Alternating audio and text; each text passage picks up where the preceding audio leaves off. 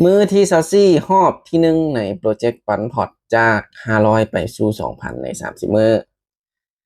มื้อนี้ก็เป็นมื้อที่ซาซี่แล้วเนาะตอนนี้ก็เวลา2 โมง40ปลายหรือว่า3 โมงยังตอนสวยเดินทางมาฮอดมื้อที่ซาซี่แล้วซึ่งในมื้อที่22กับ23ก็ถือว่าเก็บได้ตามเป้าตอนนี้เนาะค่อยอยู่ที่หน้ากระดานเทรดของ BX Trade อยู่ในหน้ากราฟ Dogecoin คือเก่าเนาะเป็นกราฟที่ค่อยใช้เทรดประจำเนาะเป็นกราฟที่เทรดหลายที่สุดในบรรดาเก้าเก้ากราฟแล้วเก้าคู่เงินมาเดี๋ยวค่อยจะเริ่มในออเดอร์นี้เลยออเดอร์แรกไป10 เหรียญคือเก่าเนาะออเดอร์แรก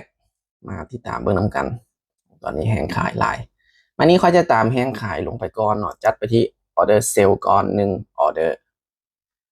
มาเบิ่งน้ำกันว่าออเดอร์แรกของมือที่24จะลงมาปิดให้ค่อยได้หรือบอโอ้ขึ้นไปซ้ำลงมาก่อนได้บอลูกลงมาก่อนได้บอลงมาก่อนได้บอดันลงมาดันลงมาอันนี้มันจะขึ้นไปยังลงมาก่อนลงมาก่อนโอ้นิ่งเลยน่าจะลงบ่ได้ละออเดอร์แรกก็ถือว่าเขาพลาดไปโอเคเมื่อพลาดเนาะออเดอร์ที่2ค่อยจะคูณเงินมาเป็น15คูณเงินมาเป็น15มาติดตามเบิ่งออเดอร์ที่2น้ำกันค่อยจะกดบ่ายหรือกดเซลล์โอ้ตอนนี้แห่งซื้อกำลังผลักดันราคาขึ้นไปอยู่พยายามจะขึ้นอยู่เนาะแต่ว่าก็ยังขึ้นบ่ได้โอเคมานี้ค่อยจะจัดมาที่ออเดอร์เซลล์อีกรอบหนึ่งเซลล์ไปอีกรอบหนึ่งโอ้ดีเป็นแห่งน้อยๆครับมาเบิ่งนำกันว่าออเดอร์ที่2ของค่อยจะลงมาปิดเป็นออเดอร์เซลล์ให้ค่อยได้หรือบอลงมาลูกลงมาอีกได้บออย่าเฝ้าขึ้นอย่าเฝ้าขึ้นลงมาก่อนลงมาก่อนลงมาลงมาได้บอเดี๋ยวเวลาอีก5 4 3 2 1โอเคสวยงามถือว่าวินไปในไม้ที่2เมื่อวินแล้วเขาจะเดินอยู่ที่10 เหรียญคือเก้าเนาะเดิน10 เหรียญคือเก้าเมื่อผ่านเขาจึงคูณเงินมาติดตามกันในออเดอร์ที่3โอ้ตอนนี้ตลาดเป็นแห่งน้อยเนาะมีแห่งซื้อแห่งขายเข้ามาเลยนะโอ้ยิดขึ้นแห่งแท้ตอนนี้มันลินอยู่ในไซเวย์เนาะไซเวย์ขนาดนิดนึงมานี่จัดไปที่ออเดอร์เซลอีกรอบนึงจัดมาที่ออเดอร์เซลอีกรอบนึงตลาดโดยรวมตอนนี้นี่บ่ค่อยหาปานใดเนาะแต่ว่าจะพยายามเข้าให้มันได้เนาะเพราะว่าก็ในช่วงที่มันโอเคกันก็มีอยู่เนาะพอมันขึ้นทำงานเลยก็มีแล้วก็ลงมาในนี้เขาขายอย่างเดียวก็โอเคละเนาะคูณเงินใส่ก็มีกำไรเนาะมาเบิ่งนำกันออเดอร์นี้จะสามารถปิดออเดอร์เซลล์ให้ค่อยได้หรือบ่เหลือเวลาอีก5 4 3 2 1สวยงามถือว่าวินไปตอนนี้ออกมาแล้วทั้งหมดอยู่ที่3ออเดอร์เฮาวินไป2พลาดออเดอร์1ตอนนี้มีกำไรอยู่ที่13 เหรียญมาติดตามกันในออเดอร์ที่4โอ้แห่งขายเข้ามาหลายโอเคมานี่ค่อยจะจัดมาที่ออเดอร์เซลล์อีกรอบนึงเซลล์ลงไปอีกรอบนึงหรือว่าขายโอ้กดขายปุ๊บสันดีขึ้นบักแห้งมาเบิ่งน้ำกันว่าแห้งขายจะเข้ามาทันหรือบอหรือจะได้คูณเงินต่อไปโอ้ขึ้นสูงแท้ขึ้นสูงแท้ลงมาลูกลงมาแห้งขายเข้ามาแล้วลงมาเลยลงมาลงมาลงมาอีกเหลือ5 วินาทีทันบอทันบอทันบบ่ทันเนาะลงมาบ่ทันบ่เป็นอย่างเนาะไม่ได้พลาดค่อยจะคูณเงินมาเป็น15มาเบิ่งกันที่ออเดอร์นี้เลยโอ้ถ้าออเดอร์นี้ลงมายาวๆแบบนี้เนาะประมาณถ้าบรุษโซนตัวนี้ลงไปค่อยจะเกี่ยมบ่ายถ้าย่อขึ้นไปค่อยจะเซลเนาะคันลงมานี่ค่อยจะบ่ายโอเคมานี้จัดไปที่ออเดอร์บ่ายโอ้ยกดบ่ายพระวัดดีจงไส้ไว้ซ้ำเนาะโอ้ยเสียดายเว้ย ผิดพลาดเลย เมื่อกี้คันลงมาปิดเต็มๆนี่มีโอกาสที่จะขึ้นไป แต่ว่าบังเอิญว่ากดปุ๊บมันย่อขึ้นไปเนาะย่อไส้ซ้ำเนาะผิดพลาดไปนี่น่าจะขึ้นยากละสำหรับออเดอร์นี้เนาะเพราะว่ามันลงยาวขนาดเลย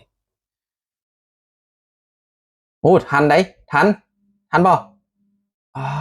เกือบเนาะเกือบทันเนาะถือว่าค่อยพลาดมาโอ้พลาด2ออเดอร์แล้วได้เนาะยังเหลือโอกาสคูณเงินอีก2 ครั้งมาวันนี้ค่อยจะคูณเงินมาเป็น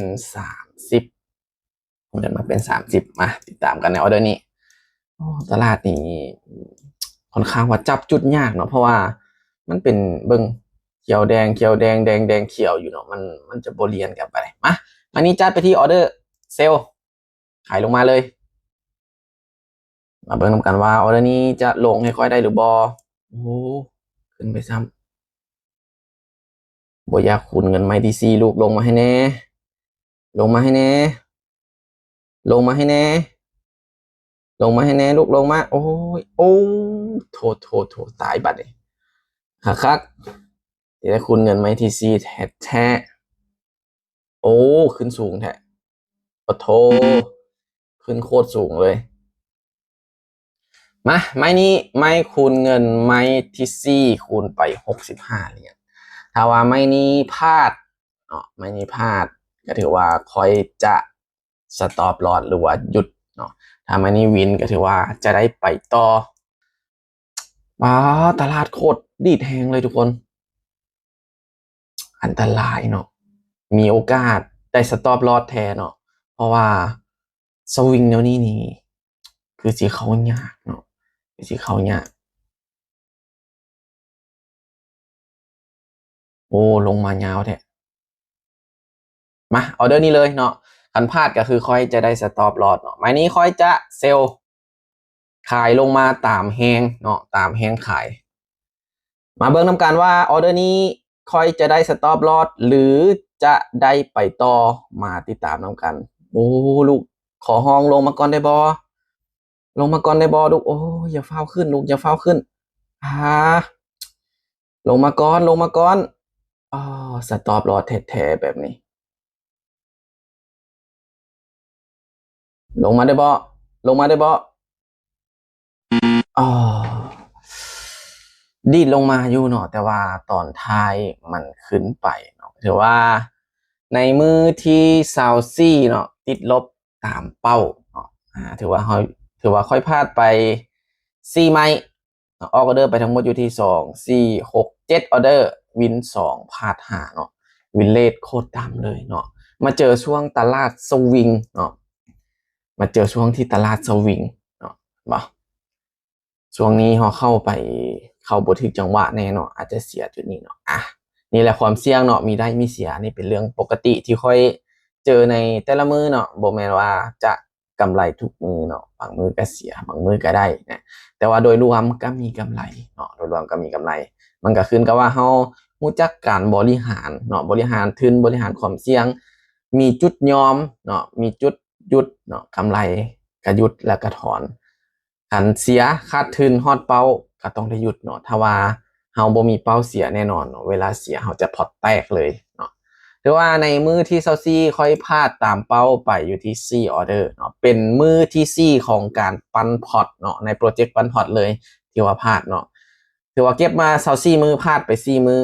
บวกมา20มือเนาะแต่ว่าตอนนี้กำไรลดลงเนาะจากเมื่อวานนี้กำไร600ตอนนี้เหลือกำไรอยู่556เนี่ยก็ถือว่าอยู่ในเกณฑ์ที่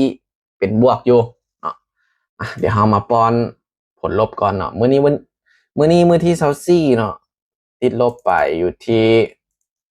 106.25เนาะ106.25ถือว่าติดลบไปเป็นมื้อที่4เนาะสุดท้ายทุกๆการลงทุนมีความเสี่ยงผู้ใดที่ยอมรับความเสี่ยงบ่ได้ขอบ่แนะนำให้เข้ามาในวงการนี้เพราะว่าความเสี่ยงมันสูงผู้ใดที่ยอมรับความเสี่ยงได้อยากเข้ามาศึกษาเรียนรู้สามารถทักเข้ามาปรึกษาได้ค่อยพร้อมให้คำแนะนำสำหรับคลิปนี้บ๊ายบาย